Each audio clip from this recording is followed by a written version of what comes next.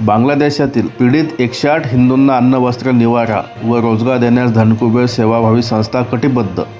खामगाव येथील नागेश्वर महाराज यांचे वक्तव्य व एसडीओ साहेबांना निवेदन. बांगलादेशात होत असलेल्या हिंदू बांधवांवरील अत्याचारामुळे पीडित हिंदू यांना भारत सरकारने भारतामध्ये आणण्याची व्यवस्था करावी.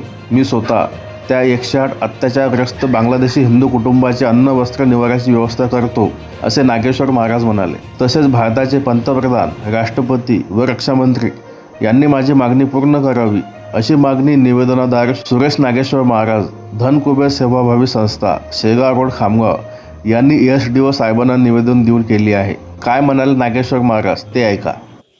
मी धनकुबेर मंदिर संस्थापक अध्यक्ष श्री देवेंद्र महाराज, माझ्या मंदिराचं मी सर्व काही देखरेख करणारा मीच आहे.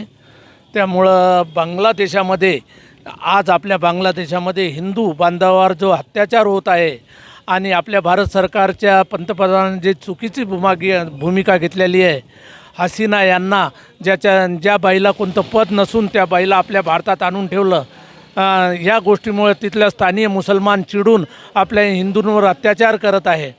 आणि अनेक वेळा आपण पाहतो जेव्हा परदेशात काही प्रकरण घडतं तर आपल्या जे धनाढ्य पालक विद्यार्थी आणि धनाढ्य लोक असतात त्यांच्यासाठी आपलं सरकार लगेच त्यांना घेण्यासाठी विमान पाठवतं.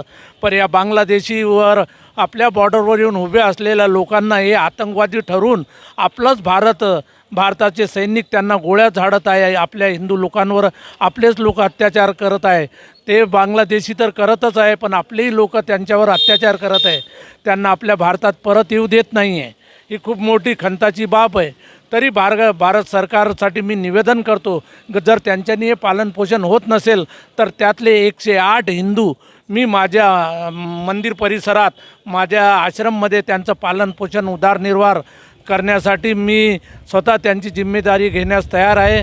त्यांचं पालन पोषण, वस्त्र, निवारा व त्यांना रोजगार देण्यासाठी मी कटिबद्ध आहे. सरकारने माझी मागणी मान्य करावी व तेथील बांगलादेशातील 108 हिंदू हे माझ्या आश्रमाला सुकृत करावे, अशी मी सरकारला जाहीर विनंती करतो व एसडीओ या माध्यमातून मी निवेदन दिलं आहे आणि सगळे पंतप्रधान, राष्ट्रपती आणि गृहमंत्र्यांना निवेदन पाठवलं आहे. माझी हे आवाज, माझं हे बोलणं त्यांच्या कानापर्यंत पोहोचेल. तुम्ही मीडियाकर्मी मला सहकार्य दिलं त्याबद्दल मी तुमच्या सगळ्यांचा आभार मानतो. धन्यवाद.